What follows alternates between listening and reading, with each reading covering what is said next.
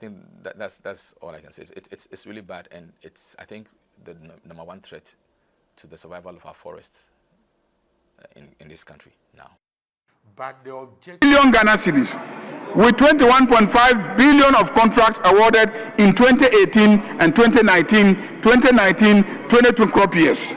Despite an agreement under the IMF program in 2023 to rationalize cocoa board commitments of 21.7 billion to 6.9 billion, the previous board and management of cocoa board failed to conduct this exercise. The exercise has subsequently been completed under the supervision of the Ministry of Finance. The Ministry of Roads and Cocoa Board jointly conducted this rationalization exercise to reduce the exposure on cocoa roads. Upon the completion of the exercise, the total exposure of 21.7 billion has been reduced to 4.36 billion. Cabinet has directed that the liability of 4.36 billion be transferred to the Ministry of Roads. Cabinet noted that road construction accounts for a significant part of the financial difficulties of cocoa board.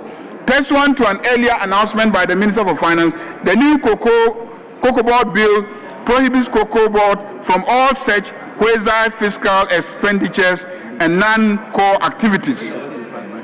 As announced in the 2026 budget, Government of Ghana has secured a $500 million World Bank facility to construct agricultural roads, including roads in cocoa growing areas. To ensure accountability and transparency in the management of cocoa board and the cocoa sector as a whole, Cabinet has directed the Attorney General to commission concurrent forensic audit and criminal investigations into the activities of cocoa board over the last 8 years. To commission concurrent forensic audit and criminal investigations into the activities of cocoa board over the last 8 years. Cabinet has directed the Ministry of Finance to initiate immediate reforms at cocoa board to streamline their operations and cut costs, wasteful and uncontrolled expenditure practices. The world market price has dropped significantly from an average of $7,200 per ton, $200 per ton, to $4,100 per ton, making Ghana's cocoa beans uncompetitive and creating liquidity challenges. To address this, the Producer Price Review Committee met this afternoon to assess the challenges facing the sector and review the producer price for the remainder of the 2025-2026 crop season. In order to cushion the farmer, the PPRC has recommended that the farmers be paid 90% of the achieved gross FOB of $4,200 to mitigate the adverse impact on the farmer as a result of the fall in the world market price. Consequently, the PPRC announces that effective today, Thursday, 17 February 2026, the new producer price for the remainder of the 2025-2026 crop season will be 41,392 Ghana cedis per ton and 22,587 Ghana cedis per bag. This measure has become necessary to reflect the reality of the world market price of cocoa, ensure the injection of immediate liquidity for expedited payment of farmers, and guarantee the sustainability of the sector. Mr. Speaker, this is the statement of the Finance Minister in dealing with the cocoa sector. And let me just add in very brief response to the minority leader.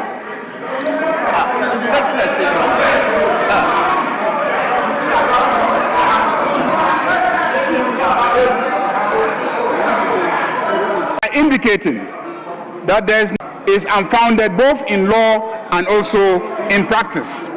Mr. Speaker, the charge that if the cocoa beans had been sold forward, that we would not have faced this crisis is also unfounded, because indeed a significant portion of the cocoa was sold forward. In every year, it is only a percentage of the cocoa that is part of forward sales. It's not every bean that you do forward sales. Very often you stop at 70% of the cocoa. Honorable, all the years. Honorable so, Majority Mr. Speaker, Leader, it is also Honorable not the case. Majority Leader, you are no longer reading the statement. You are commenting. And the issues relating to legality or otherwise is not part of the statement that I have received. So accordingly, I will order that it be expunged. Mr. Speaker, as you will know, the circumstances surrounding the making of the statement, I had indicated that we should hold on because I was preparing my side for the statement. Unfortunately, he insisted on my statement. That's why a one piece. I indicated and the second part clearly from the beginning of the script that I have. Whether you want your statement to come by way of a comment or you read a statement. The indication was that you read a statement.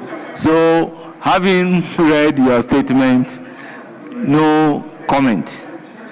Yes, honourable members, it is now time for comments. Yes, Honorable Habib. Mr. Speaker, I did engage the majority chief whip, even though we were proposing to do 10-10 on both sides, but we agreed to do 5-5 and leadership. And then we are making it 6, so we have submitted our list. I engaged the majority chief whip on it. Yes, majority chief whip. Speaker, indeed, that's the agreement. Thank you very much for doing that. So it's now time for comments. I'll give. Thank you, Right Honorable Speaker, for the opportunity to contribute to the statement ably made by the minority leader. Mr. Speaker, I think it's important that we call a spade a spade. Mr. Speaker, what is happening today in our country with regards to the cocoa sector is a direct consequence or result of gross mismanagement, poor governmental judgment, lack of understanding of the international cocoa trading by the government. Mr. Speaker, that is purely what it is. It has nothing to do with all the things the majority leader pointed out. It is clearly a result of mismanagement. And Mr. Speaker, I will explain. Mr. Speaker, the cocoa sector and the cocoa industry is older than our country, Ghana. It's as old as Ghana, if not older, Mr. Speaker. It was very central in the issues which animated our forebears when it came to the struggle for independence. Mr. Speaker, 1 million Ghanaians are involved in the cocoa sector. Directly and indirectly, we are talking about 4 million Ghanaian livelihoods when it comes to the cocoa sector of our country. Mr. Speaker, look, the experts have discussed this matter. They've come to a firm conclusion. The reason why we are in this mess is because, Mr. Speaker, the government made a poor judgment when it comes to trading. They had the opportunity to engage in forward sale. They didn't. Mr. Speaker, they had the opportunity to engage in spot sale when cocoa price was $11,000 per ton. They just did not understand the industry. They did not understand the sector. Mr. Speaker, the question about debt, cocoa debts are as old as indeed, Mr. Speaker, and poor decision making and mismanagement. Mr. Speaker, cocoa, Cote d'Ivoire today is maintaining their price and paying more to their farmers than Ghanaians are paying. The Ghanaian government it has to get home, and the government has to be humble and courageous enough to accept this truth and reality that what we are having today in Ghana generally and the cocoa sector in particular is because of mismanagement. Mr. Speaker, it's because of a lack of understanding of the sector, and indeed it's because of poor judgment when it comes to trading in respect of cocoa. The government must acknowledge that. Mr. Speaker, as I say, we've never had a situation where cocoa prices have reduced in the manner that they've reduced today. Mr. Speaker, what the minority have asked for and what cocoa farmers are asking for, it's not grammar, it's not settings, it's not gimmickry, it's not PR. It's been 11 months. We've had a lot of that. We've had enough of that. What we are asking for and what cocoa farmers are asking is that they want it. Mr. Speaker, I want to conclude, and I conclude on this fundamental point that they want the bailout. Mr. Speaker, they want government to cut down on expenditure when it comes to the cocoa industry, when it comes to cocoa management. You cannot ask cocoa farmers to take a haircut when you are buying land cruisers at Cocoa Board. You cannot ask cocoa farmers to take a haircut when you are renovating your offices. You cannot ask cocoa farmers to take a haircut when the entire value chain is saved. There are no cuts in the entire value chain, and the poor cocoa farmer rather takes the cut. Please, your time is up. And therefore, Mr. Speaker, I really want to conclude, and I hope the majority leader will take this to cabinet, that the president and the government should have the courage, the honesty and sincerity to accept that the reason for the cocoa price cut is because of mismanagement and incompetence. Thank you, Mr. Speaker. Honorable Samson Ahi, you have the floor.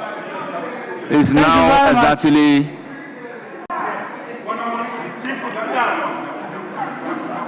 Honorable Chief Whip, I beg you, with all due respect, Samson Ahi, you have the floor. Mr. Speaker, we need to manage the time. Mr. Speaker, exactly so. Yes. Mr. Speaker, we listen. Because of the mess that was created under the watch of former President Nana Addo Dankwa Akufo-Addo and Bawumia. Mr. Speaker, it is never true that Côte d'Ivoire has maintained their price. Mr. Speaker, can you explain why? I'll keep your time for you. Why? Yes. Oh. You may recall that in my original statement, out of great reference to you, when you edited the mention of the president in it, I accepted it, so that there will be so that there will be no issue of debate. Mr. Speaker, with respect, our colleague can make his submission. He should stay away from trying to use those offensive words at no, Mr. Speaker, let's be fair. Colleagues, my original statement, which Mr. Speaker looked at, and I agreed with him that in such matters, certain pronouncements must be out. And I agree. If Mr. Speaker did not permit Samson Ahi, you can make your comment without mentioning anybody's name. Nanado, stop it. You can make your comment without mentioning anybody's name. Please proceed. Mr. Speaker, we find ourselves in this situation as a result of the mess caused by the previous administration. Yes. Mr. Speaker, and I want to state that it is never true that Côte d'Ivoire has maintained their producer price. Because if it is so, the farmers will not even call on government to come and buy their cocoa. Anytime Côte d'Ivoire's price goes up higher than Ghana's price, we will not even hear farmers calling on government to come and buy their cocoa because they will smuggle the cocoa to Côte d'Ivoire. What the farmers are calling on now, it means that our price is even higher than what is being bought in Côte d'Ivoire. Mr. Speaker, we find ourselves in this situation because under the watch of the previous administration, they took a facility from African Development Bank to undertake cocoa rehabilitation. They dedicated $350 million to rehabilitate 156,000 hectares. Mr. Speaker, do you know that the amount, $350 million was spent, and instead of rehabilitating a cocoa to the tune of 156,000 hectares, they did only 40,000 hectares. Only 40,000 hectares. Speaker, you took a facility, $350 million to rehabilitate 156,000 hectares. The money was spent, the money got finished, they only rehabilitate 40,000 hectares. That was not enough. Under their watch, they went to Bank of London and borrowed SARS. What they did with the rest, of the money. Mr. Speaker, in 2022-2023, under their watch, they took a facility of $800 million to buy cocoa of 800,000 tons. And they said that they were going to use it, they were going to use 786,000 tons to pay for the syndicated loan of $800 million. They only delivered 400,000 plus a ton. Oh. And they couldn't deliver 336,000 tons. We came in, Mr. Speaker, to pay for this mess that they created under their watch. They should explain to us why you go and borrow money, $800 million to buy cocoa, 800,000 tons. You bought only 400,000, but you spent all the $800 million. Where is the other? Explain to us. What happened to the rest of the money? These are questions they should answer. Mr. Speaker, cocoa price in this country is not announced in vacuum. Cocoa price is announced based on the prevailing market price at the world market. Mr. Speaker, the beginning of 2025-2026 cocoa season. 2025-2026 cocoa season. You have 1 minute more. We agree, Mr. Speaker, at that time, a ton of cocoa was $3,600 per ton instead of $7,200. If you are a reasonable government, a prudent government, a diligent government, what you do is that you have to convened on an emergency basis to announce a reduction in the prices.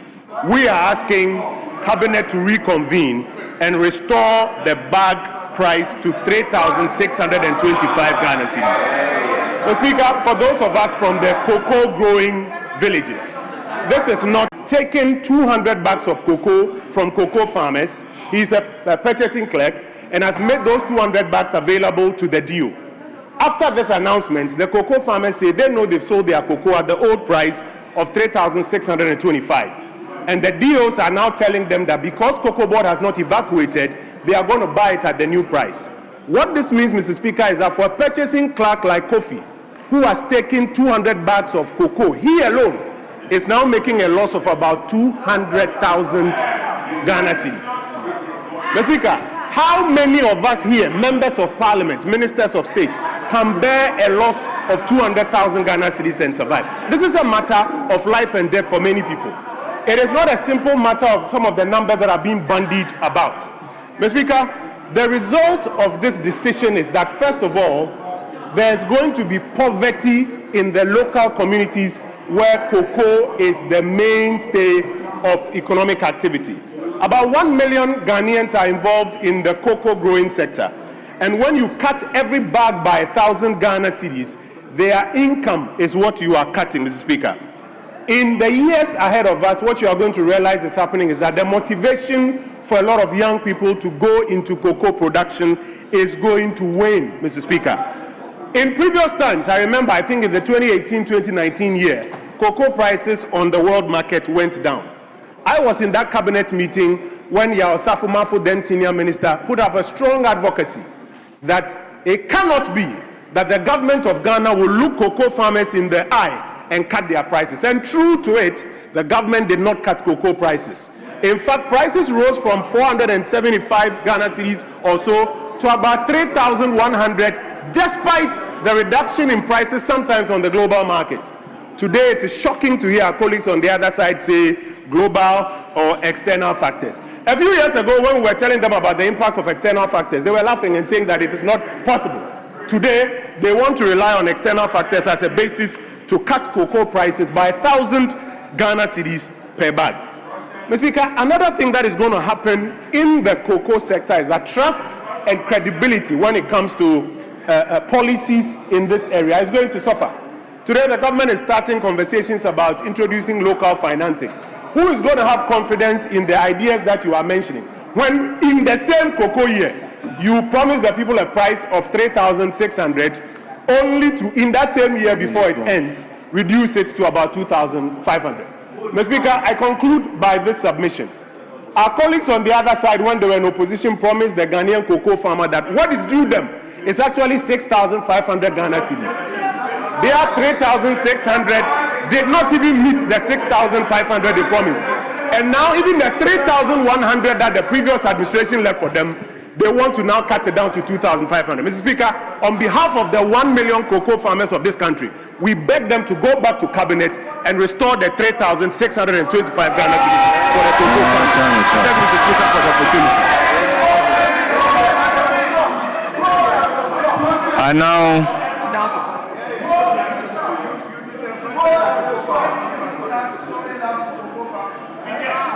I now give the floor to Honorable Fred Agbenyu. The time is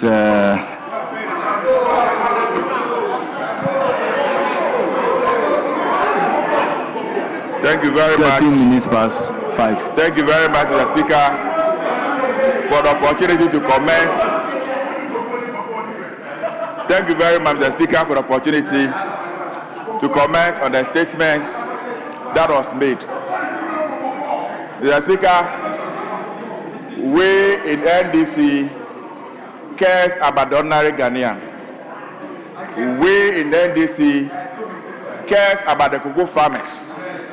That is why, under the NDC administration, we introduced was meant for Ghanaian farmers, were smuggled to Côte d'Ivoire, Burkina Faso, and Togo under the NPP administration.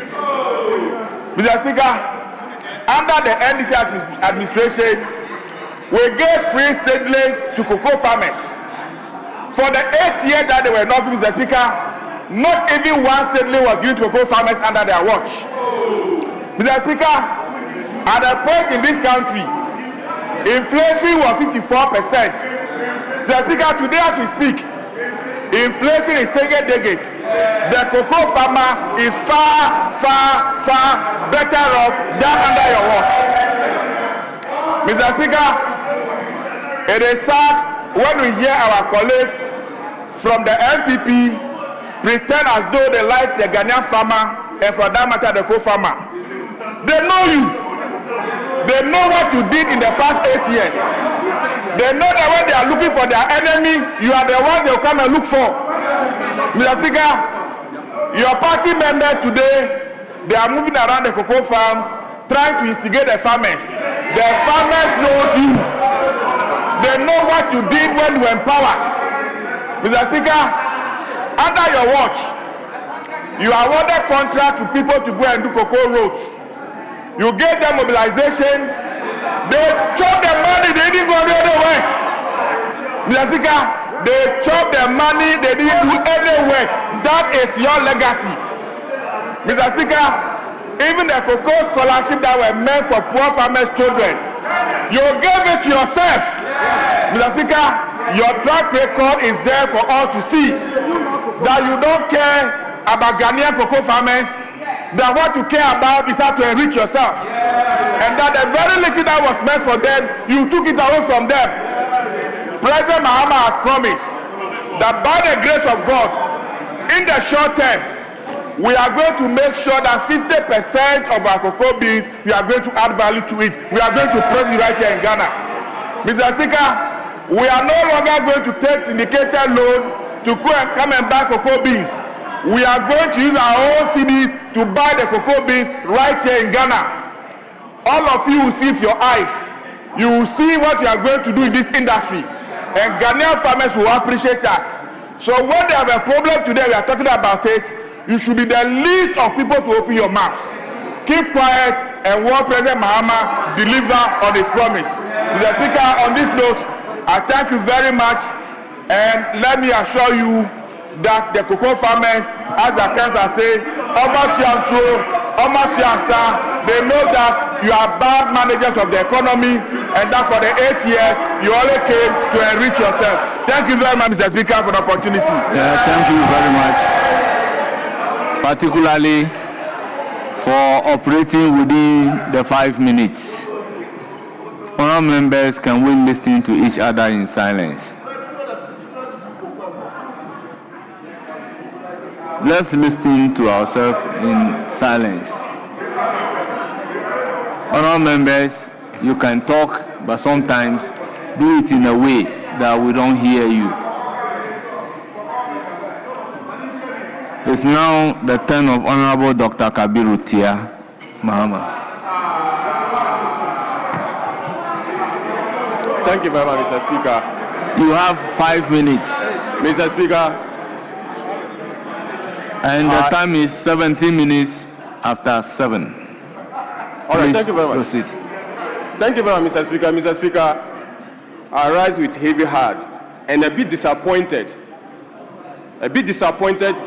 In the sense that many over 1 million farmers are suffering as we speak now. But this house has been turned into politics, Mr. Speaker. Mr. Speaker, the fate of every single cocoa farmer, the fate of every single Honourable Dr. Kabiru, hold it. Yes, Majority Leader.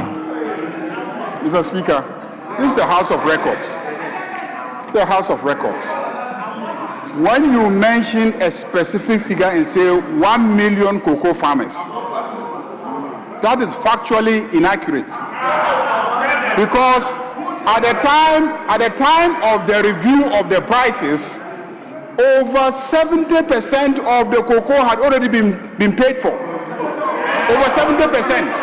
So if 1 million cocoa farmers produce 1 million tons, and we are having a problem, and we have already sold 70%, and then we are left with 30%, and then we review the price downwards, it is not the entire 1 million that are going to be affected. It is only the 30% whose cocoa have not yet been purchased. They are the only group that will be affected. So when you get up and categorically state that 1 million cocoa farmers are affected, it is factually inaccurate. Yes. Mr. Speaker, I will urge the leader of the House to listen to me. This is not an issue we have to play politics over, Mr. Speaker. I never mentioned about volumes. I stated clearly in my intro, Mr. Speaker, that the fate of 1 million cocoa farmers is what we are discussing in this House, Mr. Speaker. And we should not make it as business as usual. Mr. Speaker, I am disappointed because these farmers struggle to make ends meet every single day. I am disappointed this side, and I appeal to their side to handle this issue with seriousness, and we shouldn't do politics with it, Mr. Speaker. Mr. Speaker, I now come to my point. Cocoa is a major state of the country. Mr. Speaker, I am afraid that the resource curse is what we are going to experience. It cannot be right that Ghana is not getting it right when it comes to our gold and cocoa. It cannot be right that we are selling gold and making losses, and we are selling cocoa and making losses. It cannot be right. And I am thinking that this House must do something right about it. Mr. Speaker, Ghana is a second largest producer of cocoa. Ghana is a second largest producer of cocoa. Mr. Speaker, as we speak now, what has caused this problem is purely a mistake of strategy. It's purely a mistake of strategy, Mr. Speaker. How do you make your cocoa prices spot price, Mr. Speaker? Crash in cocoa prices. So if anyone there is telling us that cocoa prices are decreasing, and so farmers should take haircut, Mr. Speaker, I beg to differ. Because in 2017, as my honourable colleague mentioned, cocoa prices reduced, but the then government took a decision to protect the farmers. If you cannot protect the farmers, what is the essence of government, Mr. Speaker? What use would your vote for the politician mean if in times of difficulty they cannot protect you? Mr. Speaker, we are not asking for anything special. We are asking for the government to restore the prices of the farmers. And it is not only Ghana, Mr. Speaker. When you go to cocoa, it is at 3,600 in Cote d'Ivoire, Mr. Speaker. Why would they not do the same thing for our farmers? Mr. Speaker, I will conclude on this, Mr. Speaker. We have a problem, Mr. Speaker. Ghana, in our country, we initiated what we call the Cote d'Ivoire Ghana Initiative. Mr. Speaker, the essence of that initiative was to protect the prices, because it cannot be right that Ghana and cocoa control almost half of the cocoa, but we cannot dictate prices. We cannot dictate prices. So, Mr. Speaker, our call is simple. The government should take a decision and maintain the statement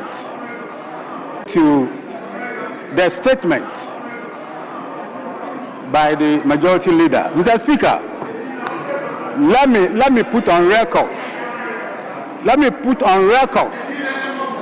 That between 2017 to 2024, Mr. Speaker, the cocoa sector suffered in the hands of the MPP. Mr. Speaker, they collapsed all the 36 license buying companies. They collapsed, Mr. Speaker, Equiafo is in liquidation. Mr. Speaker, Transroyal is in liquidation. Mr. Speaker, Sikaba is in liquidation. Mr. Speaker, Diaby, a lot. And you know that the RBCs are the companies that help the rural economy in this country. So that I'm saying that you have made the sector suffer within your time. Mr. Speaker, MPP, they are now trying to love cocoa farmers. It's never true. You don't love them. When you came into power, as we are saying, Mr. Speaker, a lot of fertilizer, bags of fertilizer, Mr. Speaker, which was meant for the cocoa farmers, free of charge. You sold the fertilizer to them. 80 cedis per bag. It was meant to be free. 80 cedis per bag. It was meant to be free. You are now pretending you love cocoa farmers. You don't love them. Mr. Speaker,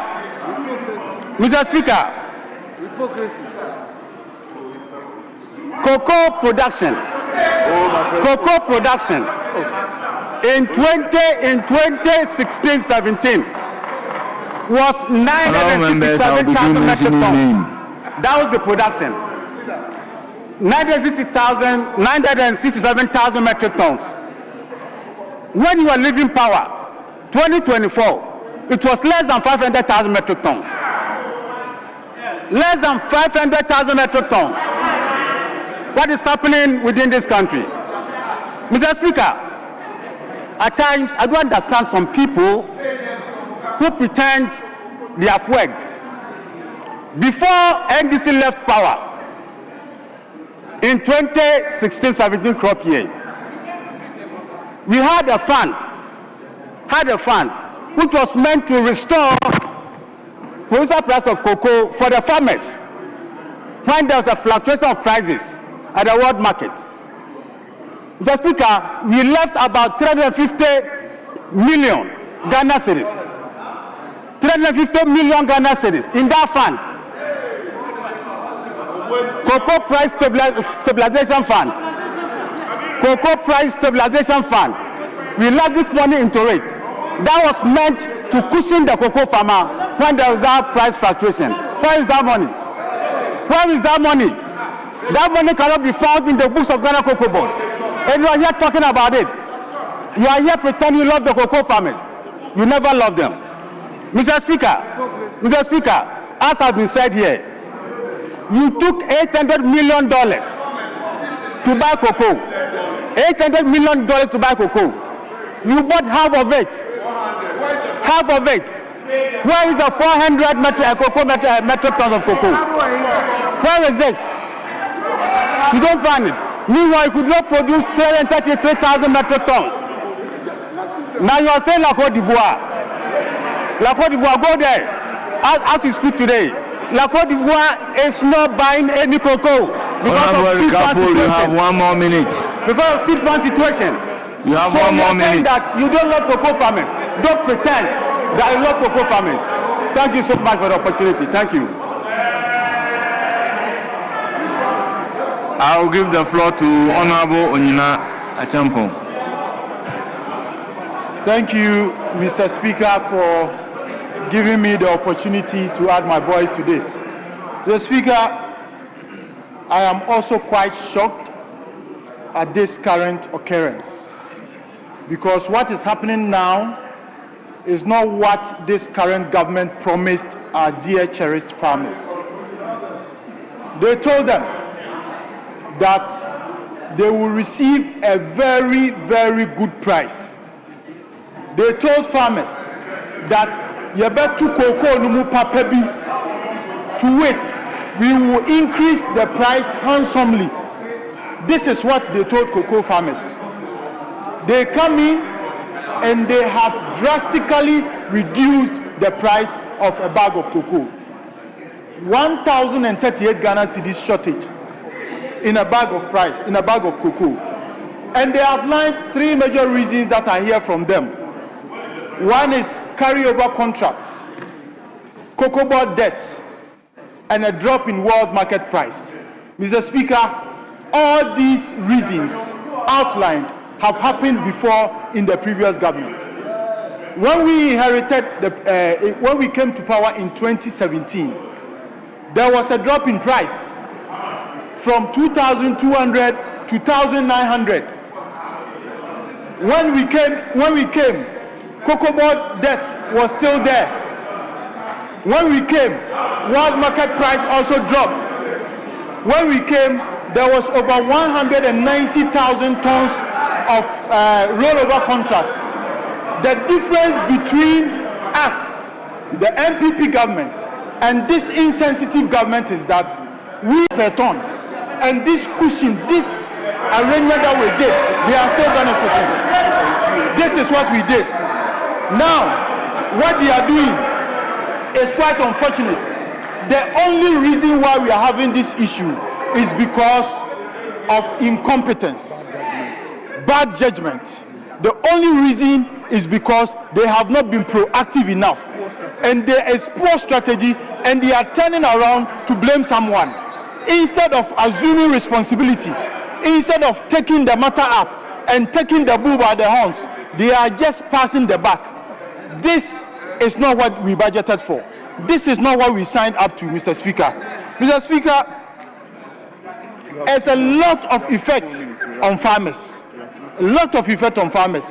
Farmers are now, they peg their cocoa price at 2,800 CFA per kilo, translating into 3,600 Ghana cedis per bag.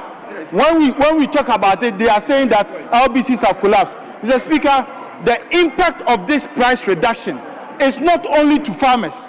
LBCs and farmer and PCs, purchasing clerks, are suffering because some of them bought the cocoa and they were holding, they paid the farmers in lieu of the government paying them. And the stocks are still lying in their sheds and in their warehouses. And the price have been reduced. Over 6 million people who depend on their livelihood dependent on cocoa are now suffering because of this decision. And this government is not taking responsibility and wants to pass the buck. Mr. Speaker, pay the farmers their original price. This is what we are saying. Pay the farmers. And you see, when these issues happen, they do a knee-jerk reaction. They immediately, combined and brought a knee-jerk reaction, including reducing the salaries of people working in cocoa board. This is just a slap in the thigh. This is not what we want. What we want is that the farmers get their due. The farmers get their share of what you promised them. Pay the farmers. Pay the farmers. Pay the farmers. This is what we are asking for. Thank you, Mr. Speaker. It's now the turn of Honorable Vincent Opon.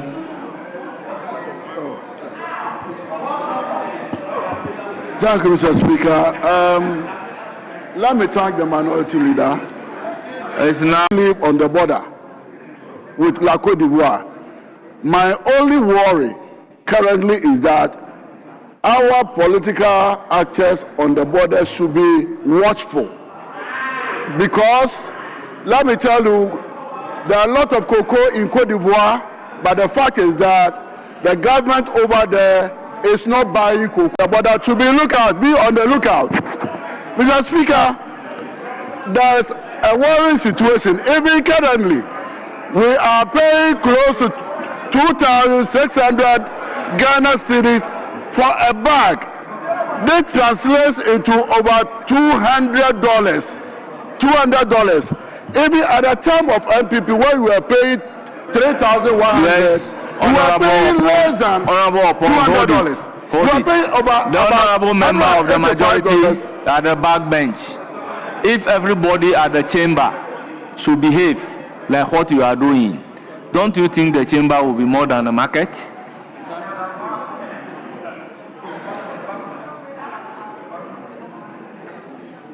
Thank you, Mr. Speaker.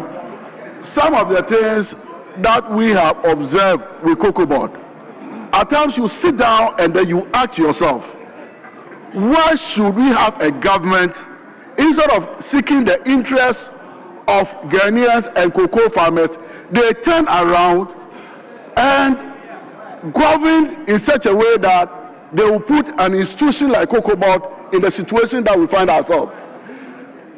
NDC bequeathed to MPP. I remember during Dr. Opuni's time, we were close to 1 million tons of cocoa. By the time you guys were leaving, you did less than 500,000 tons of cocoa. Yet the workforce were able to add more than 30% of the workforce. In where in this world can you find, whilst your production, your output was coming down, the workforce you kept on recruiting? Go to the port.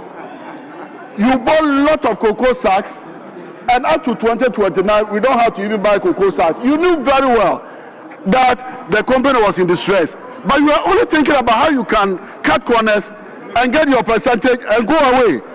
A lot of things happen in Cocoa Board, and I believe sincerely that for the first time in the history of this country, Cocoa Board is paying 90% FOB to cocoa farmers. Only 10% is left for our recurrent expenditure. And in all these things, MPP thinks that government should go and look for loan to top up to pay for cocoa farmers. We don't do that. Come to Cocoa Board. By the time you guys were awarding contracts, cocoa rose up to over 20 billion Ghana cedis. For 3 years, you have not even made any allocation in your budget to pay contractors. All these things, and then right now, you turn around, my brothers. Do we even think about this country? We turn around in the sake of politics. You know you have not done a lot of things right. You know most of these problems that have been dealt with Cocoa Board as a result of mismanagement. And rightly so, Honorable Jinapo mentioned that the current situation that we find ourselves is as a result of mismanagement. And this was done during MPP's era. And I think the current administration, led by the CEO, Dr. Randy Abbey, they are doing everything with the government to turn things around. So we shouldn't play politics, because let me tell you, farmers are very, very happy when we pay them the price that has been announced. And I assure you that by the end of the week, most of the farmers are going to receive money for the cocoa that has been delivered at the LBC's level. And let me tell you, cocoa that have been graded and sealed. Honorable member, your time is up. Please conclude.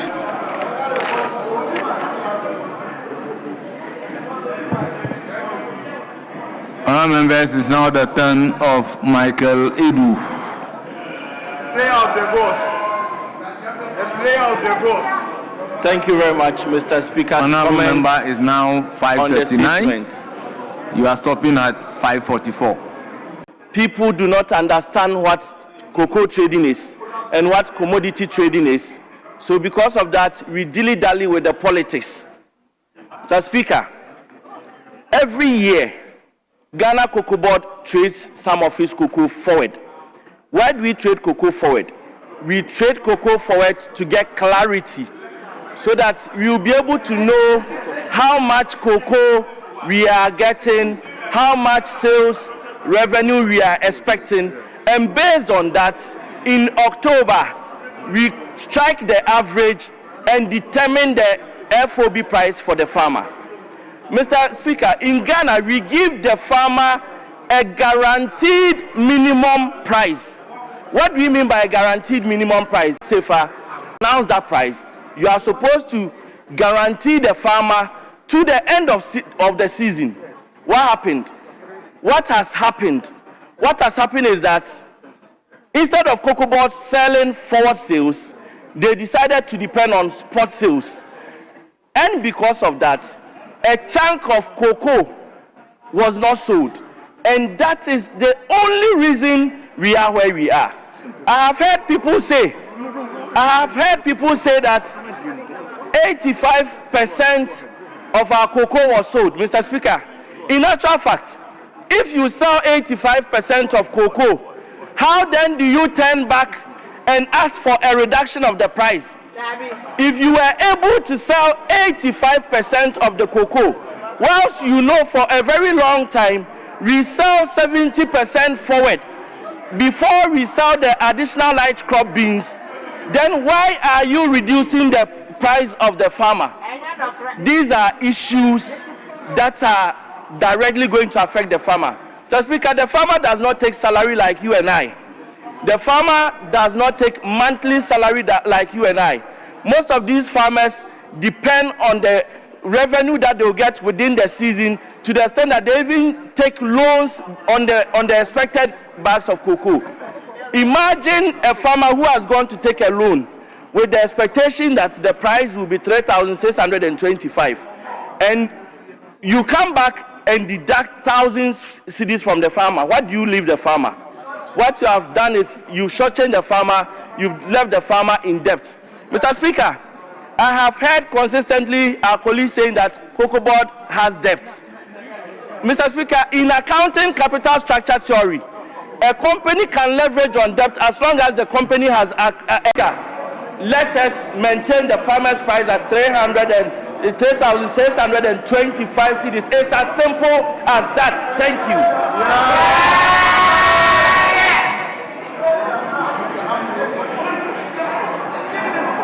Honourable members, I proceed to give the floor to Honourable Adam Agbana.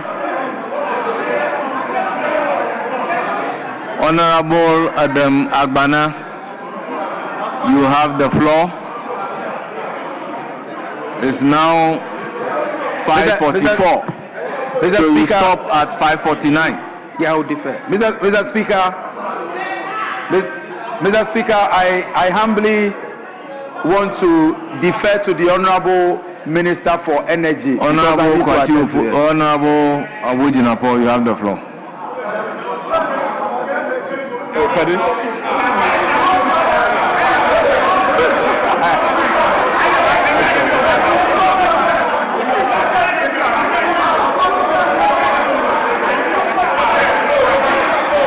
Yes, Honourable Habib. Yes, Honourable Habib. Yes, Honourable Habib. Yes.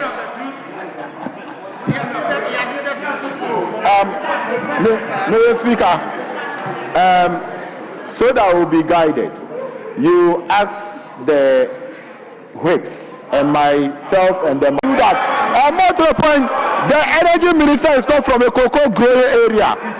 The energy minister is not from a cocoa growing area. So, Mr. Speaker, in Yate Kushobu, there's no cocoa farmer. Honourable Habib, I think you are completely out of order. Honourable Jinapo, you have the floor. Honourable Habib, you are out of order. Honourable Jinapo, you have the floor. Thank you very much, Right Honourable Speaker. Speaker, the issue before us is an issue it's now 5:46. So that boils you on at 5:51. honesty, that boils on integrity, and that boils on doing what is right. Mr. Speaker, I've heard my colleagues say that government should go and borrow and pay the cocoa farmers. That is what they've been advocating for. Mr. Speaker, it is this same borrowing that our colleagues took and eventually landed Ghana in the state of bankruptcy.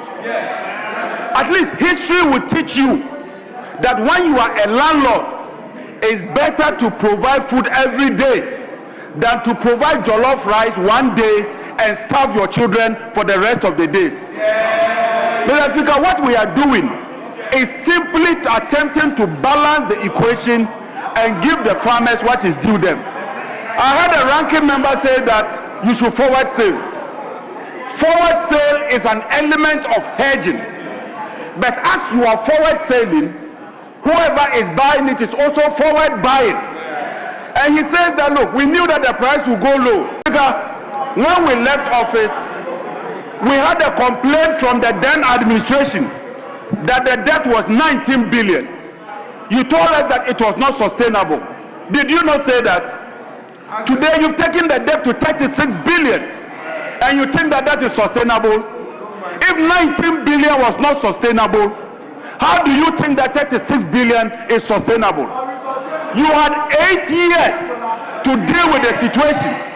One, you reduce the tonnage because your revenue is a function of price and quantity.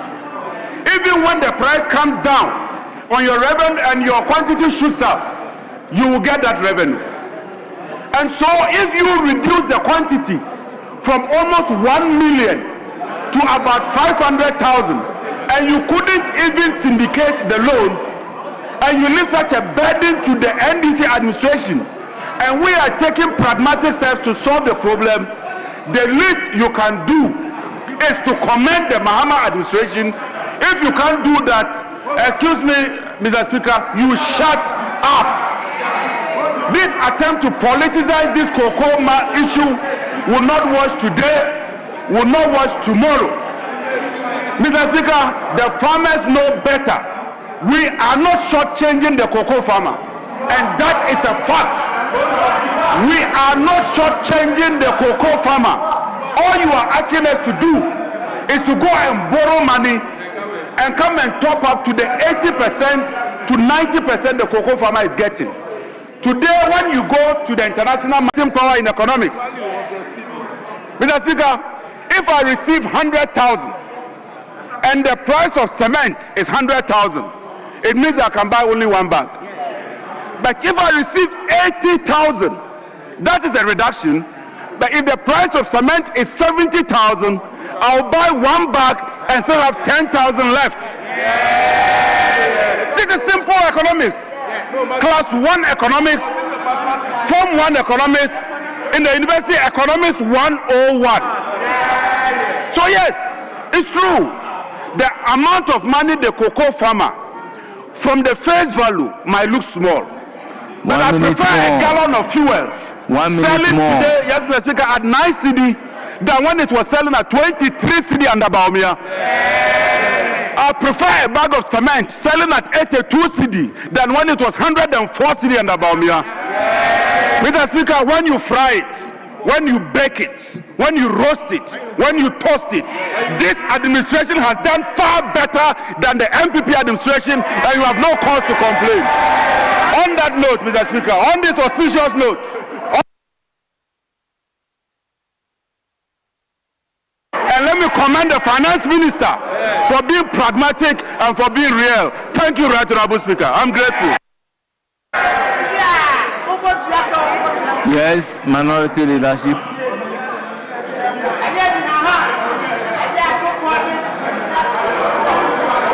Mr. Speaker, we are yielding to our ranking on our Greek. Honorable Waya Ofuku. Very well. Ranking on our Greek, you have the floor. It's now 5:51. Thank you very much. Stop at 5:56.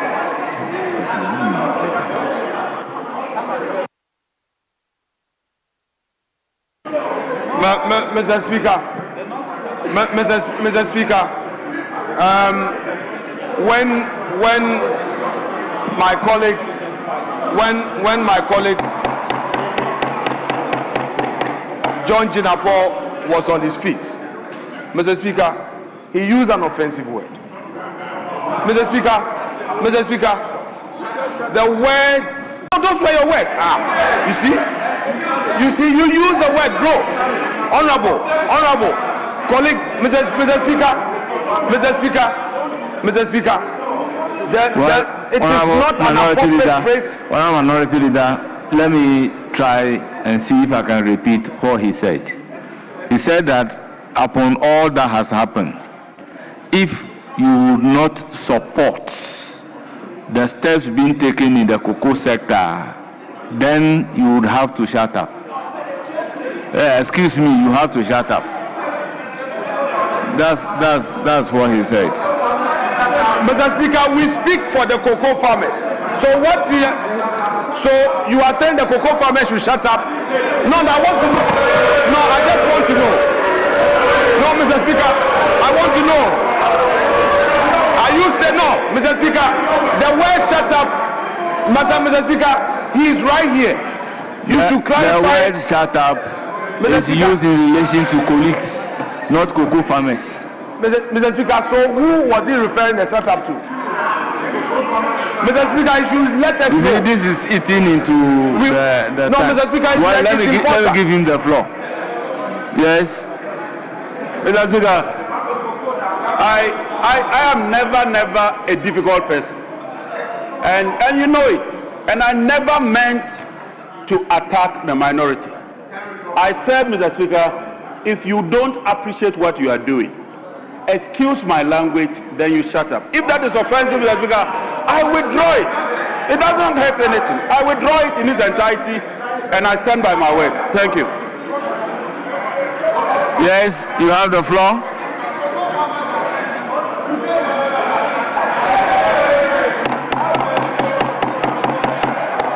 Yes, honorable member, do you intend to speak?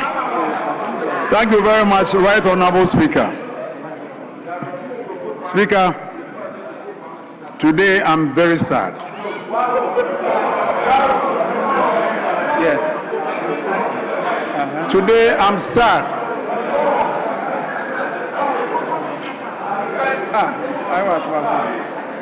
And Speaker, I'm sad that my friends on the other Speaker will forgive him, because the fertilizer program was introduced by His Excellency President Kufuor in 2003 for his information. Mr. Speaker, all the productivity enhancement programs were introduced by the MPP government. All the productivity enhancement programs. Yes. Speaker, I'm surprised that they are talking about production figures. I've mentioned this before. The highest production figure ever in this country was under Nana Addo Dankwa Akufo-Addo's regime. Yes. Mr. Speaker,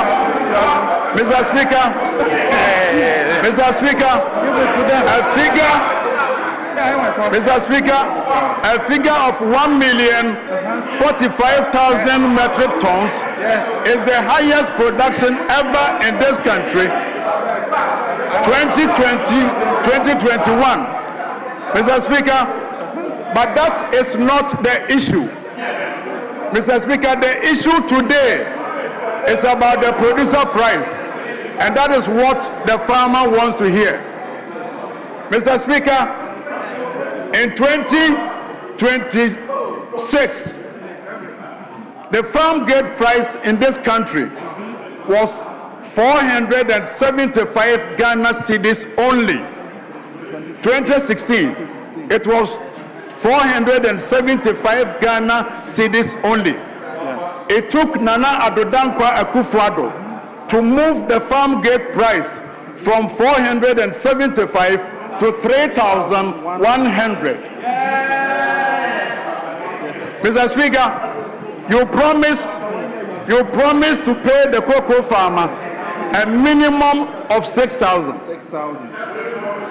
you have not been able to redeem that pledge. Instead of you to maintain what you came to meet, you have now reduced, because Nana Addo Dankwa Akufo-Addo's government defaulted in the syndicated loan. Mr. Speaker, I want to ask the current managers of Cocoa Board, how much was borrowed and how much was defaulted? Mr. Speaker, the syndicated loan was started in 1992-93, and for over 30 years, Cocoa Board has never ever defaulted. So if they are claiming that Cocoa Board has defaulted in the syndicated loan, they should tell us how much was borrowed and how much was defaulted. I remember you have 1 minute more. Mr. Speaker, I'm representing leadership. Mr. Speaker, so what we want to ask Cocoa Board, when they were fixing the producer price, what information did they give to the producer price review committee? Yes. Mr. There was 4 minutes for this session. There was 4 minutes for this session. Honourable members, I proceed to give the floor to Honourable Jasau. It's now 5:59. You have 5 minutes. Thank you, Mr. Speaker, for the opportunity to contribute to the statement ably made by the minority and majority leaders. Mr. Speaker, it's important that we, as a parliament, respond in our contribution to this phenomena by constructively contributing to solutions of the problem that we are witnessing in the country. Mr. Speaker, it is not right that we take political advantages of this situation. The truth is that, Mr. Speaker, Ghana has utilized the syndicated loan for the past 32 years. Mr. Speaker, I guess the most plausible question to ask is, how come that in 2023-2024 we could not raise the syndicated loan? Mr. Speaker, this is because Cocoa Board at that time had mismanaged its finances, so much so that it defaulted in cocoa bills, domestic cocoa bills.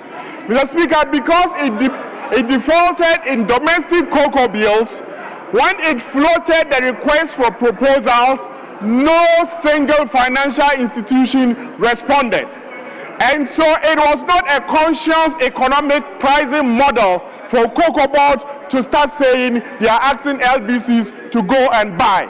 They just couldn't raise the financing. And so when you say there was a default in syndication, what it means is that the economic parameters that Cocoa Board ran didn't even allow it to be able to raise the syndication.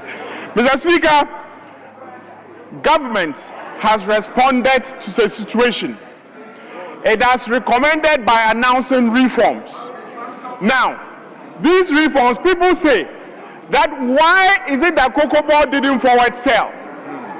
Cocoa Board could not forward sell because you had actually defaulted in paying the loans. In fact, by the time the NDC took over in January 2025, we had rolled over cocoa beans of 333,000 metric tons. These were forward sold the year before at a rate of $2,600 per ton. So whatever production you made, you still had to pay this at that price. And this is the time that the world price market had actually shot up to about 10,000. And so we're actually losing. But these collaterals, these forward sales, are contracts that you put together to be able to serve as collateral to raise your money. Now you couldn't put the contracts together. How do you raise the money? And so, Mr. Speaker, what has happened, which is the reforms that has been announced, are actually far-reaching. They are going to respond to the gross mismanagement that has occurred at Cocoa Board. And I think you have 1 minute more. I'm sorry, Mr. Speaker. You have 1 minute more. It's 3 minutes. It's 3 now. It's 3 minutes on the thing, Mr. Speaker. All right, Mr. Speaker, I'll yield. Mr. Speaker, so what I will propose that we do is that the record shows that cocoa farmers are not shortchanged because the value of what they are taking is actually commensurate with the economic life that we are living in the country at this stage. Mr. Speaker, secondly, let's not forget that a lot of the projected production of rice now is just a small percentage that is left that will enjoy these new prices. Thank you, Mr. Speaker. Yes, Majority Leader, do we take more statements? No, Mr. Speaker. Mr. Speaker, I think we have had. So, Mr. Speaker, let's take the legal profession, legal education reform bill. Yes. So, honourable members, before we move to the consideration stage of the legal profession, we need to do this correction. We have referred the constitutional amendment bill to constitutional legal. However, Article 2912 says that the Speaker shall, after the first reading of the bill in Parliament, refer it to the Council of State for consideration and advice, and the Council of State shall render advice on the bill within 30 days after receiving it. So, in line with this constitutional imperative, we will have to do the needful by referring the Constitutional Amendment Bill 2025 to the Council of State in line with Article 2912. So I so refer. Thank you very much, honourable members. Yes, the request is we move to the consideration stage of the yes. Mr. Speaker, we are all learning. I want to find out from you. So, are you looking at Article 2912 in its absolute terms without referral to any other provision of the Constitution? And if so, is it your view that once the referral is made to the Council of State and they come with their advice, Parliament proceeds with consideration of the said enactment without any referral to the Constitution and Legal Affairs Committee? I just want some clarity on this matter. The Constitution is very clear. It states, a bill to amend a provision of this Constitution, which is not an entrenched provision, shall not be introduced into Parliament unless it has been published twice in the Gazette, with the second publication being made at least 3 months after the first, and at least 10 days have passed after the second publications. Then 2, the Speaker shall, after the first reading of the bill in Parliament, refer it to the Council of State for consideration and advice, and the Council of State shall render advice on the bill within 30 days after receiving it. So, honourable member, if the Council of State advised that we should not proceed with the bill, what happened? Mr. Speaker, I want us to proceed on positivist assumption. That is, Council of State advising us to proceed. Now, Mr. Speaker, I do not think that Article 2912 is, by extension, ousting the mandate of this House to appoint or refer matters to a committee of Parliament. Because, Mr. Speaker, three of the said article provides, where Parliament approves the bill, it may only be presented to the President for his assent if it was approved at the second and third reading of it in Parliament by the vote of at least 2/3 of all the members of Parliament. Mr. Speaker, the point I want to underscore here is that although there is an express provision that talks about referral to the Council of State, but if you read three talking about approval by Parliament. So, Mr. Speaker, there is a process. Are we at approval stage? No, Mr. Speaker. Let me refer you to Order 238 of our rules. The Committee on Constitutional and Legal Affairs, Order 238. The Committee on Constitutional and Legal Affairs comprises a chairperson, a ranking member, a vice chairperson, a deputy ranking member, and no more than 9 other members. The committee shall examine issues related to constitutional and legal matters generally. B, have matters referred to it that relate to 1, Office of the Attorney General, Ministry of Justice, and have jurisdiction to investigate and inquire into activities and administration. Mr. Speaker, I wouldn't want to bother on C. The main stay of my argument is rooted in A. Mr. Speaker, I do not want to presume wrongly, but I would want to say that although 2912 talks about referral to the Council of State, I do not dispute that. But we cannot say that once Council of State brings its advice, which advice is for us to proceed, we will straight away proceed with consideration without any input from the constitutional and legal advice of the legal affairs of Parliament. If we go in that path, then the process of approval, Mr. Speaker, and you know that in Parliament, approval is a process.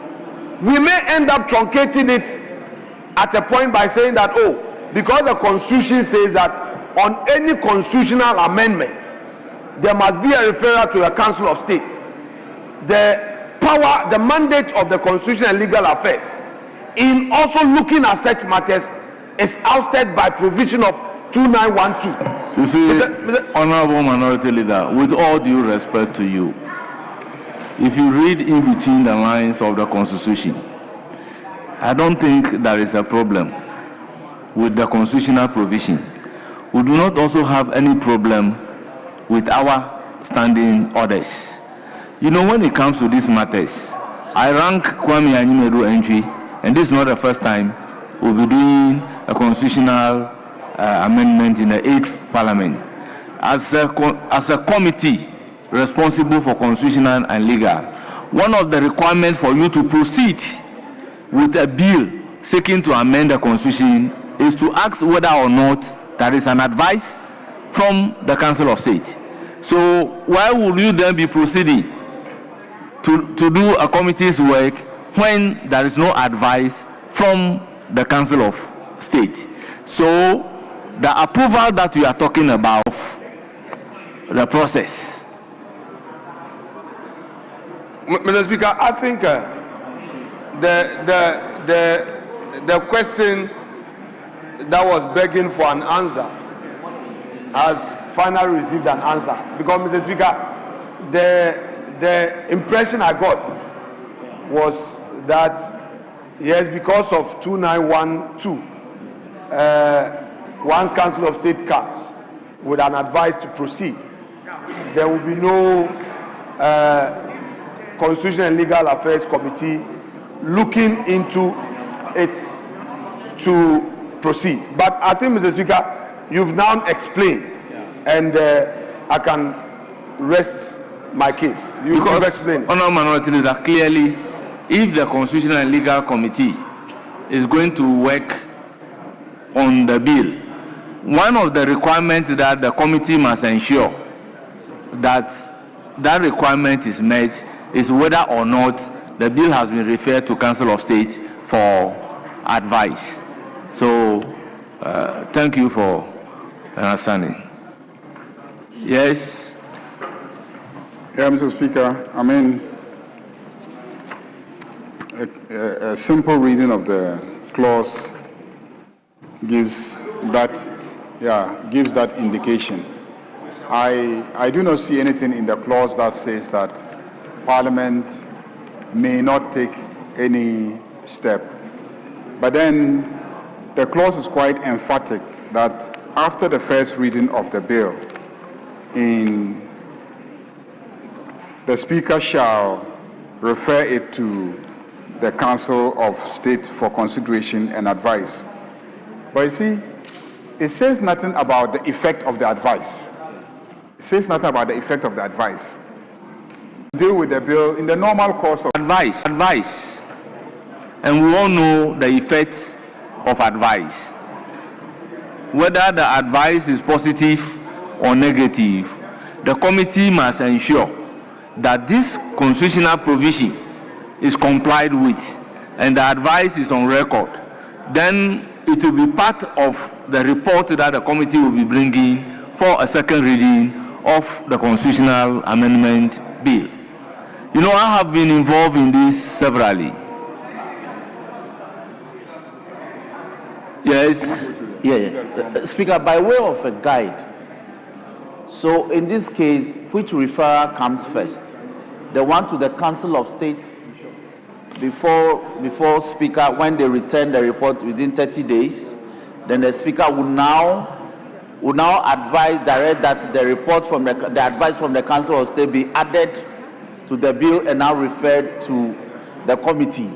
So we all need a guide in this matter. Looking at the provision, he said, the Speaker shall, after the first reading of the bill in Parliament, refer it to the Council of State.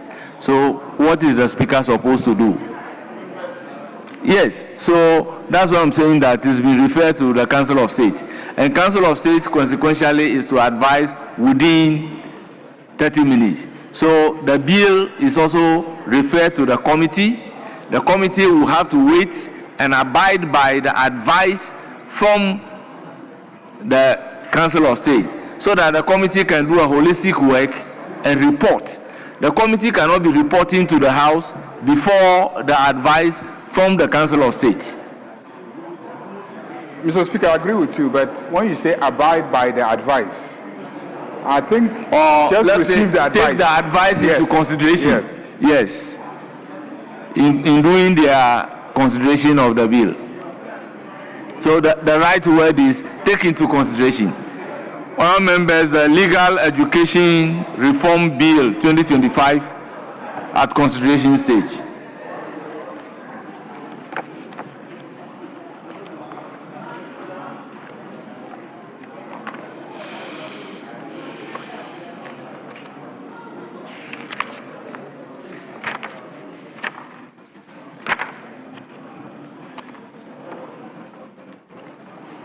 Honourable members, I think we'll stop consideration at clause 20.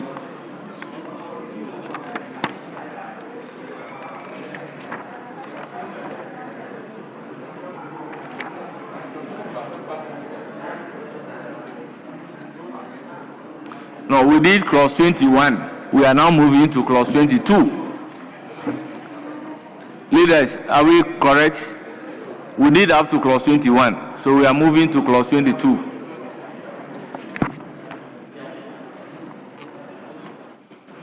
Honourable members, clause 22. Standards for accreditation of universities. Chairman of the committee. Mr. Speaker, amendment proposed, subclause 1, line 3, delete course. I so move, Mr. Speaker.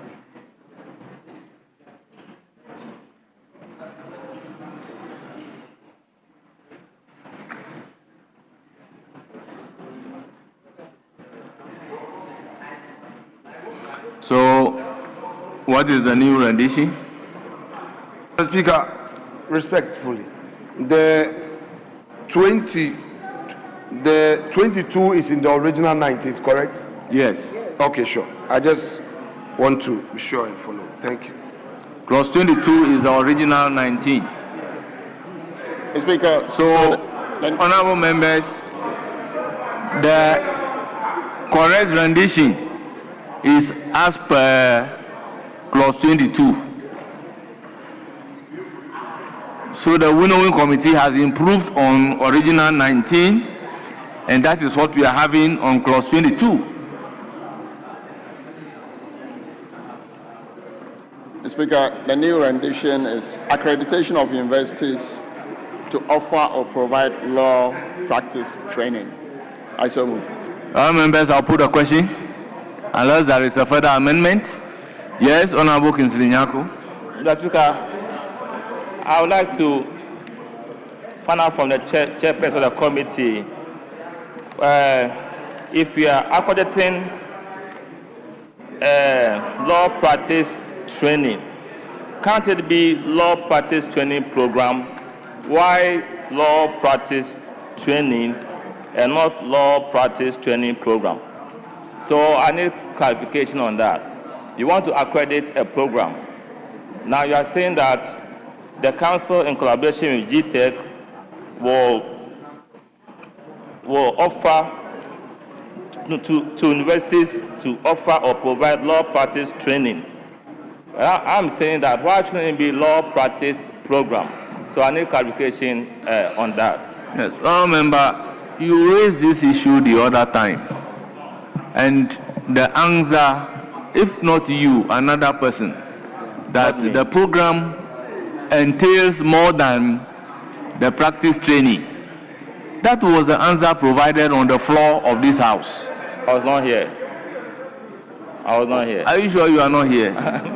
So the issue has been raised and clarified by the sponsors of the bill. I have another. Are you sure you are not the one who raised this particular issue? No.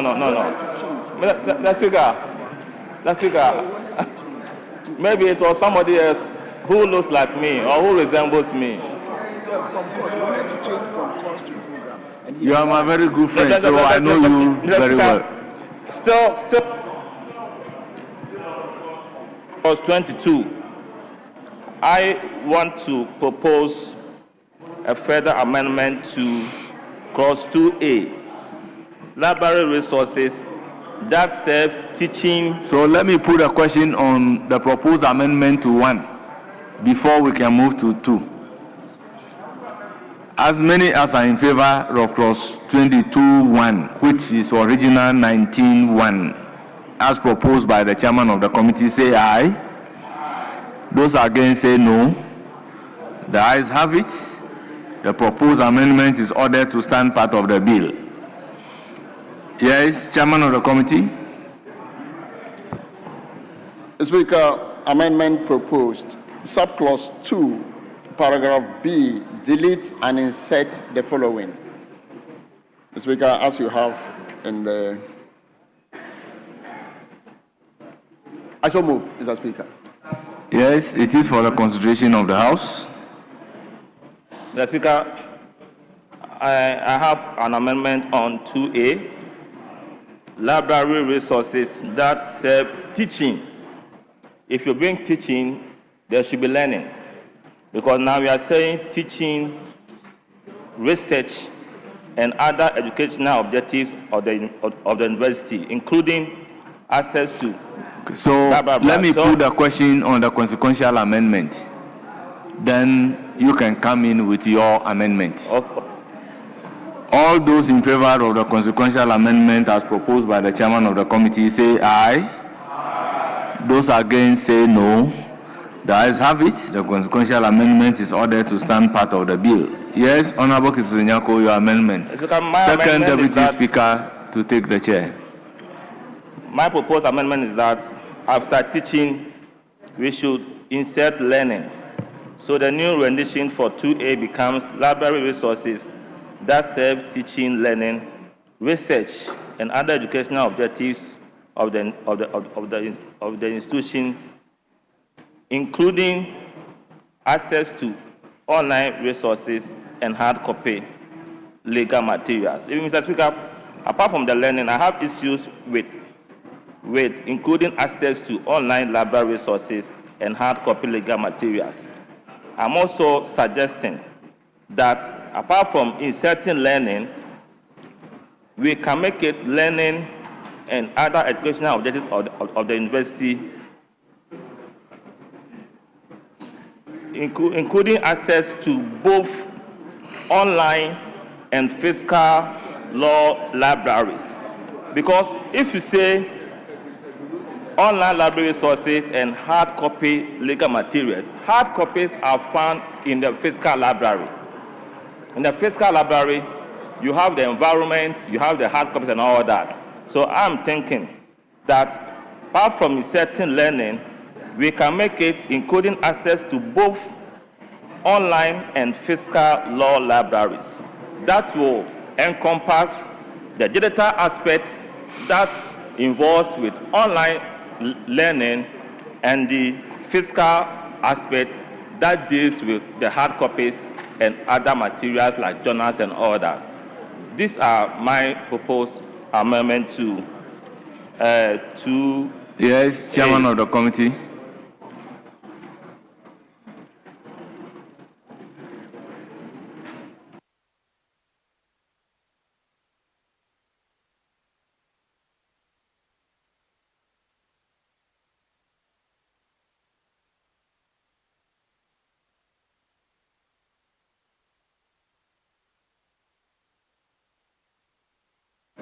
Honourable members, in the meantime, let me take 2 minutes suspension.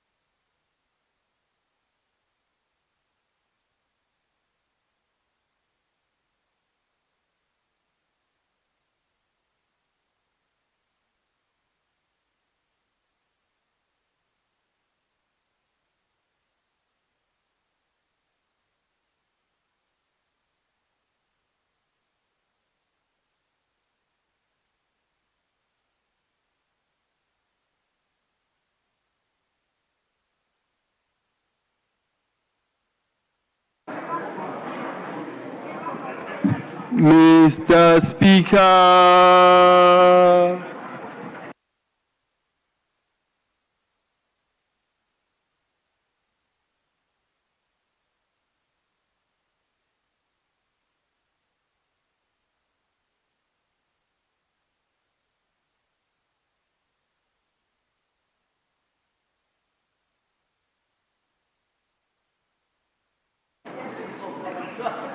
All members, can you resume your seat? Yes. Mr. Speaker, it appears that the entire majority front bench is empty. We can't do government business when the entire majority front bench is empty. Good observation. Very empty. Can we have available leader? Yes, there must be some available leaders.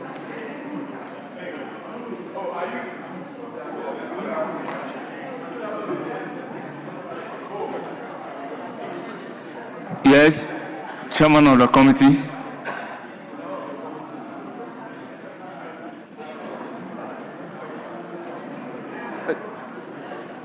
Mr. Speaker, may I request my good friend to repeat your new rendition and proposal, please? The rendition I'm proposing to 22 22(2)(a) is library resources that serve teaching, learning, research, and other educational objectives of the university, including access to both online and physical law libraries. Full stop. Chairman of the committee, so are you proposing that research be deleted? Are you proposing that research be deleted? I'm proposing that after teaching, we should insert learning. Research should still be there. Very well. So take the new rendition. So it's library resources that serve teaching, learning, research, and other educational objectives of the university, including access to both online and physical law libraries. Full stop. Yeah.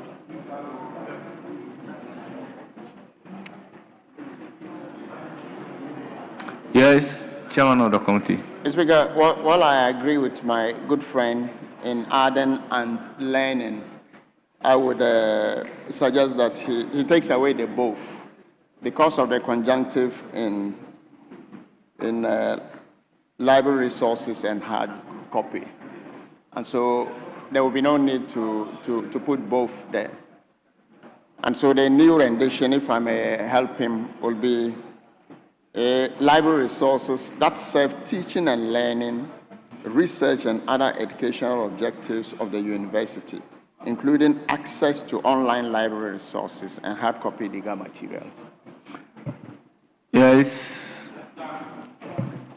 Speaker, the issue I have with his disagreements is that we have online or digital or electronic library. In the same facility, we also have the physical library. But if you say online library resources and you say hard copy legal materials, but these hard copy legal materials are found in the physical library.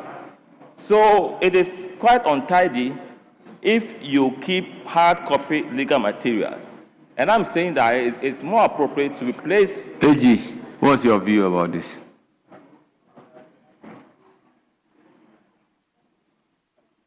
Right, Honorable Speaker, I didn't want to be seen disagreeing with the winnowing committee on this matter. But I think the honorable member is right. Because the rendition in A, in essence, captures what is in B. Because it is repeating exactly the same sense, but actually now elaborating on the set of materials that should be contained in the library. Mr. Chairman. So, can't we be consistent by using a physical and electronic law library?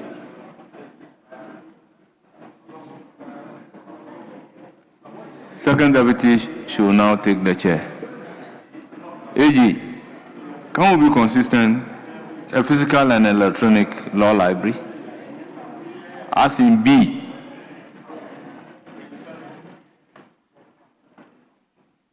Yes, Honorable Chair. Thank you, Mr. Speaker. So I was proposing, instead of A, 2A, having including access to online library, if you come to B, we have stated it again. So I will rather end it at objectives of the institution or the university, since there is a consequential amendment already. Then come down and make it physical. So library resources that serve teaching and learning, research, and other educational objectives of the institution.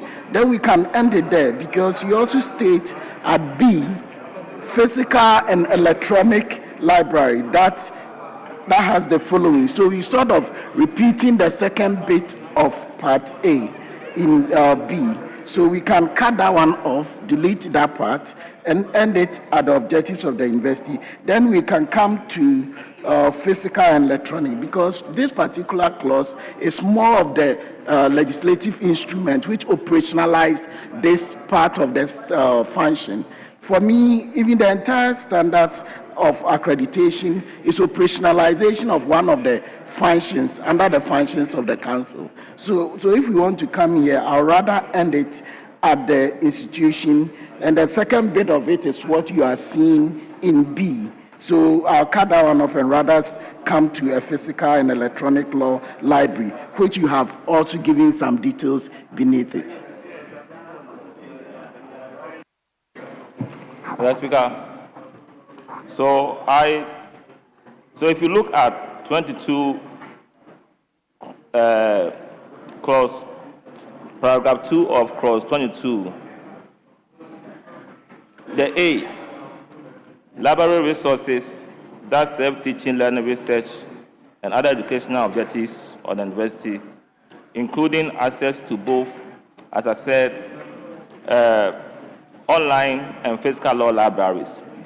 If we take that one, then the B, that as he's saying, the B that talks about a physical and electronic law library that has that one has go, that paragraph can go, but still we can have the sub-paragraphs.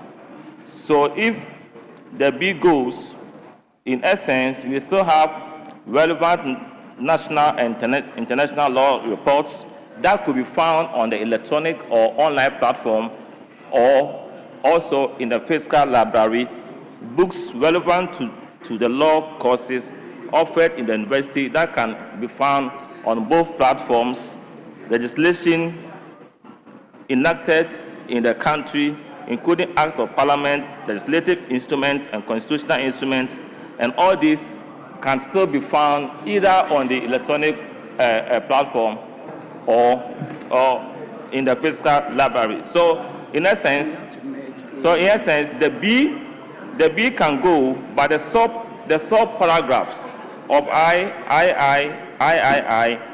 IV, and V can be captured under A.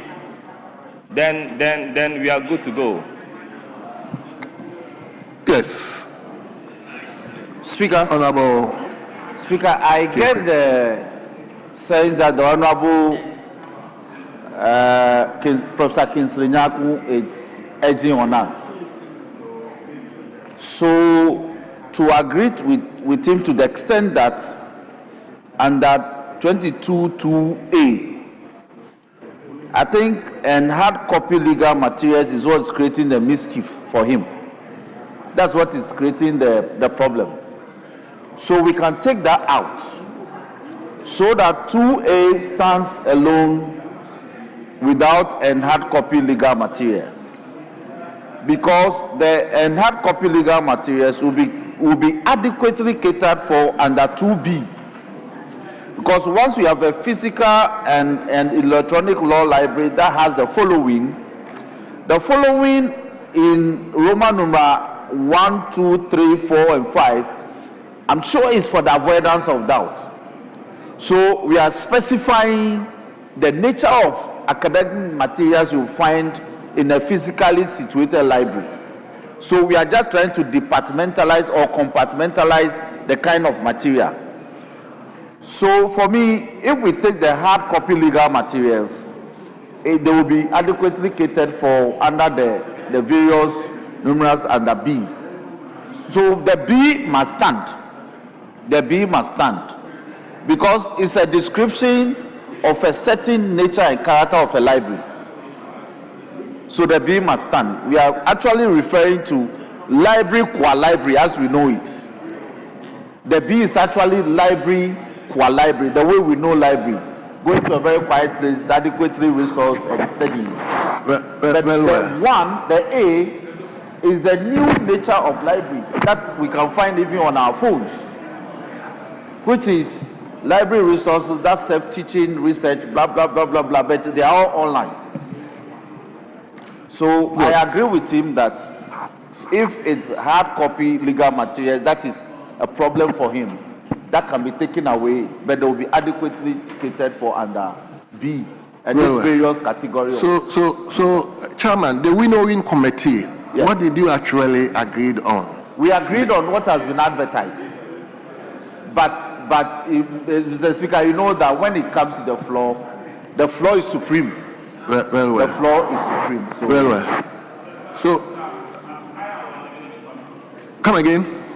I am on the window committee, but when we met at that time, the chairperson of the committee brought some proposed amendments, and in fact, those amendments had made the previous bill better. So the understanding was that we should merge them into a revised document for us to look at them on the floor. Ideally, when we go to winnowing committee, members who have proposed amendments, and the amendments are advertised on the other paper, they are invited to the winnowing committee for them to justify their proposed amendments for the committee to either accept or reject. And if it is even rejected, you can still come back and debate. But in this case, all the amendments that we are seeing came from the committee, although we saw a vast improvement of those proposed amendments over the original documents. That's what happened. So, Dr. Nyako. Mr. Speaker, the winnowing, you see, when we work at the winnowing committee, our duty under the rules is to enhance all the amendments that would have naturally be taken on the floor, to enhance it. But we cannot be here and be proposing amendments. So we have to confer all those amendments under the name of the committee, the chairman of the committee. So the final product of the winnowing committee is also converts into the final product of the Committee of Constitutional Legal. Our mandate, if you read the rules, our mandate is to tidy up what the committee would have brought here. So we are actually helping the committee to lessen its burden. So it is not an amendment that's, winnowing. It's to separate the chaff, the grain from the chaff. You know, that's the essence, that's the sense, so it's an agrarian term. So Professor Nyako should appreciate that the work that we have done still stands in the name of the committee. So it's still the committee's work. Well. So, honorable members, if we cannot be in consensus, then probably we'll look. Is it okay? Well. So you put into question? No, we subject to the amendments that are the further amendments to enhance Prof's. So, Mr. Speaker, the new rendition will be library resources that serve teaching and learning, research and other educational objectives of the university, including access to online library resources and hard copy legal material. I so submit, Mr. Speaker. Well. Dr. Kabilu. Yeah, Mr. Speaker, the chairman of the committee has a different rendition from what was proposed. First defect is that he's saying that has teaching and learning, but N is not part of his proposal. That's the first thing. He's proposing teaching, learning, research and other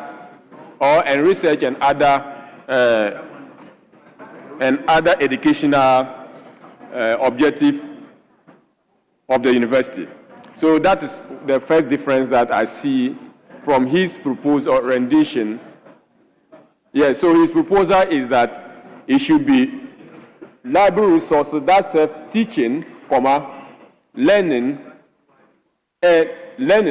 research, and other educational objectives of the university. That's the first leg of the proposed amendment. And the second leg is including access to both, which we disagree, myself and you disagree on the use of the word both. including access to both online educational resources, and he's proposing the deletion of, yes, including access to both online and physical library resources. So that is his proposal. So, Mr. Speaker, this is the problem. The problem we have is that is captured, or part of it is captured under B. Whatever we are discussing now, part of it is captured under B. So we want to make sure that A stands out clearly without conflicting or without seems to be a repetition of B. And that's the conundrum we want to, unravel with this particular proposed amendment. So, Mr. Speaker, I want the chairman of the committee to take into consideration this bit about his explanation, to do away with the conjunctive word and possibly take into consideration the fact that online and physical library resources, so that we will do away with the end part of it. I don't know whether the chairman of the committee has gotten this point. Chairman, yes. Mr. Chairman, I thought the good professor was trying to tell us that teaching and learning is, the good professor. Teaching and learning is a term of art. Is that the case? Or you want us to disjunct it? Speaker, so I'm just speaking from experience. I once headed a regulator. Experience from the classroom, teaching. Both teaching and heading the National Accreditation Board. Okay. And anytime we went for inspection, the library has two components, the electronic or the online one, and also the physical library. The physical library houses or holds the books, the journals, encyclopedia, and all that. And some of these same reports can also be found on the digital or the electronic or the online library. So my point is that the new rendition that I proposed was that library resources that serve teaching, learning, research, and other educational objectives of the university, including access to both online and physical law libraries. Because if you say hard books, the hard books are found in the physical library. I don't have any problems if we decide to keep the hard, if we decide to keep the hard copy legal materials. I don't have any problems about that. But my point is that these hard copy legal materials are found in the physical library, the building. The books are in the building, they are there. But the electronic ones are not found in the form of books. They are online resources, they are soft copies. These are the issues that I'm raising. But it's subject to the sponsors to disagree or agree. So I'm saying that if it finds favor before the sponsors, the new rendition should be library resources that serve teaching, learning, research, and other educational objectives of the university, including access to both online and physical law libraries.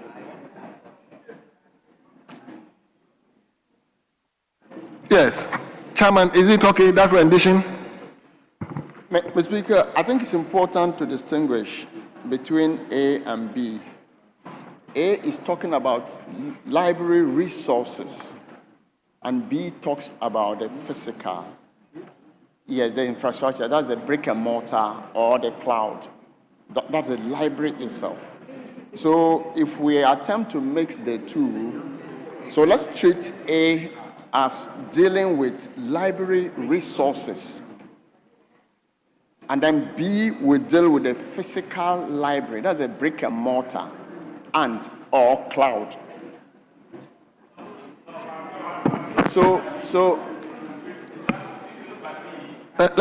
I'll come. Let him listen to Attorney General first. Yeah, Mr. Speaker, The basic point here is to ensure that in accrediting a university to run the law practice course, that university has the requisite resources, including a physical library, and then also hard copy and online materials for teaching, learning, and research. That is the import of what we are seeking to capture in A and B. But I think that the honorable member has a point with respect to the way we have separated the two. Mr. Speaker, I get the chairman when he's emphasizing that B seeks to ensure that you have the physical infrastructure. But at the same time, B also captures some of what is required in A. For instance, if you say relevant national and international law reports, these can be either physical copies or electronic, such as LexisNexis or Westlaw, online materials. So I think it is the rendition that is creating the confusion. But the essence of what we are seeking to capture in the clause is to say that you must have the physical, the hard copies and the online material, as well as a physical library. Because there are some of the universities that do not have very well-structured places where the students can sit and learn, very comfortable places where they can sit and learn. And we don't want any accreditation to go to such places. So that is the essence of what we are seeking to capture here. Now, the experts in Cavendish drafting should now tell us how we render it, so we capture the spirit of the provision. So, like the Attorney General said, the impulse is almost established. But I think the rendition is what we are all struggling to. Yes, Honorable Yabwama. Mr. Speaker, respectfully, I don't see any problem with the rendition. Yes. We spent 3 days with all the deans from the faculties looking at this particular clause. Mr. Speaker, the essence can be found in 22 2A, the new 22 2A, which has the caption of standards for accreditation of universities. It deals with the setting up of online library resources and hard copy legal materials. It went further to B, to make a distinction, making sure that what is required of a university's library when they are setting up a physical library is well provided for, as well as when setting up the requirements for an online library, like the Attorney General said about LexisNexis and West. So I don't see any problem with this.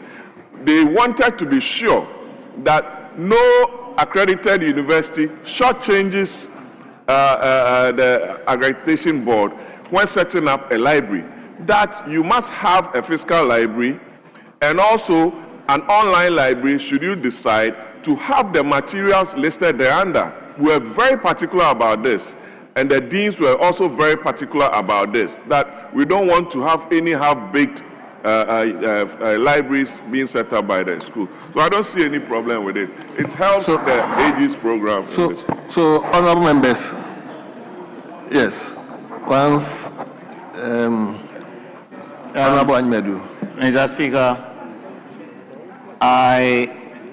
I've been quiet to listen to the professor, and I would also want to agree with Honorable Yabwama that I've gone through this. Mr. Speaker, for instance, I had taught at university, a law university, where they had a very scanty library. They didn't have the electronic version of the library. Now we are talking about teaching and learning materials. There should be a library that we should have those materials. And apart from that, we are also talking about the physical library, that the library must be there. Yes. As part of the physical library, when we have studied law at foreign universities, You could even plug your computer and then be connected to the main library, and then you could have all kinds of books that you can refer to, law reports and other things. So I think that everything that needs to be captured to make sure that when they are looking at the institutions, whether they comply to what we require, had been captured. So if the proponent of the amendment, if he has anything else apart from what we anticipate, let us hear him. Otherwise, I'll pray that he may have to consider withdrawing his proposed amendment so we can move forward. So, Mr. Speaker, while I agree entirely with my colleagues, I think that we should still add the learning after teaching. Mr. Speaker, that is the only. So what will be the rendition? That will further. So the new rendition will be library resources that serve teaching, learning, research, and other educational objectives of the university, including access to online library resources and hard copy legal materials. I so move, Mr. Speaker. Well. So, Leader. Thank you, Mr. Speaker. Mr. Speaker, I really agree with them, with the current position, but I have a concern.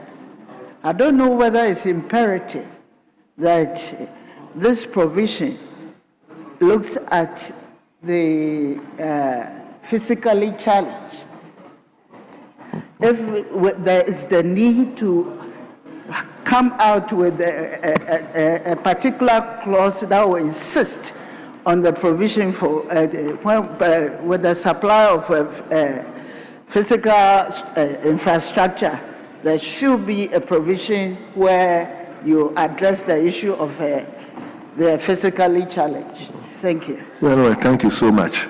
Mr. Speaker, listening to my seniors with huge legal brains, I think, who am I?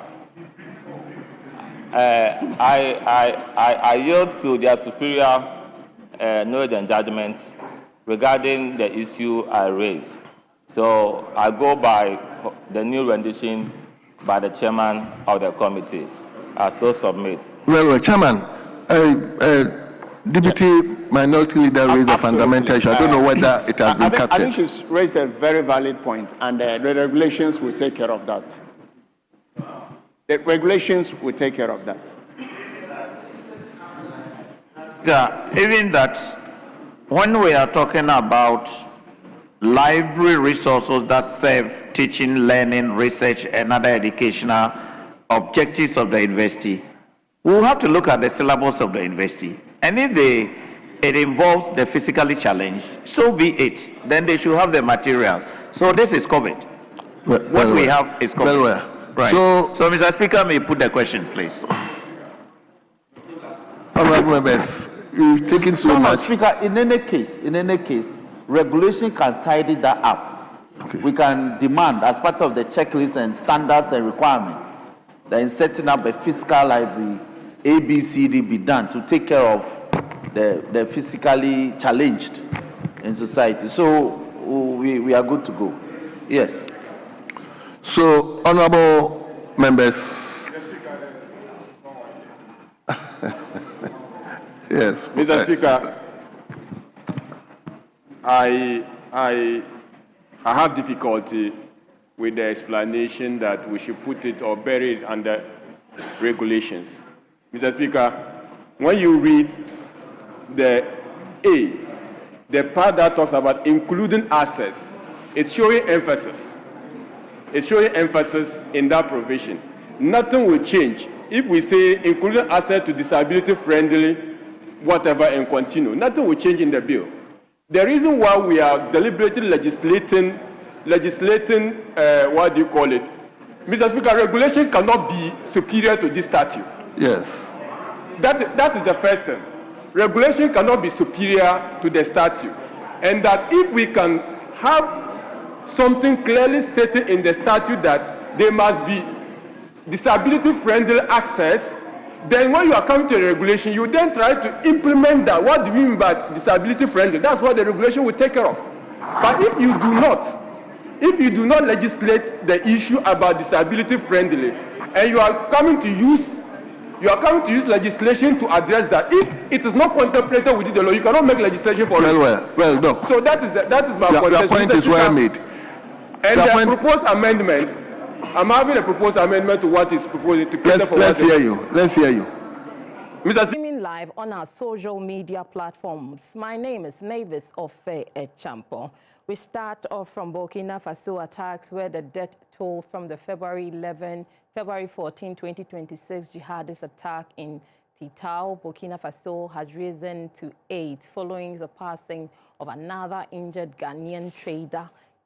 Initially, 7 members of the Ghanaian National Tomato Traders and Transporters Association were killed and were conducting lawful trade. President John Mahama and the government of Ghana have expressed deep condolences, condemned the attack as senseless, and reaffirmed solidarity with Burkina Faso. The government has arranged immediate air evacuation of all Ghanaian victims, with the Ghana Air Force transporting the injured to Accra.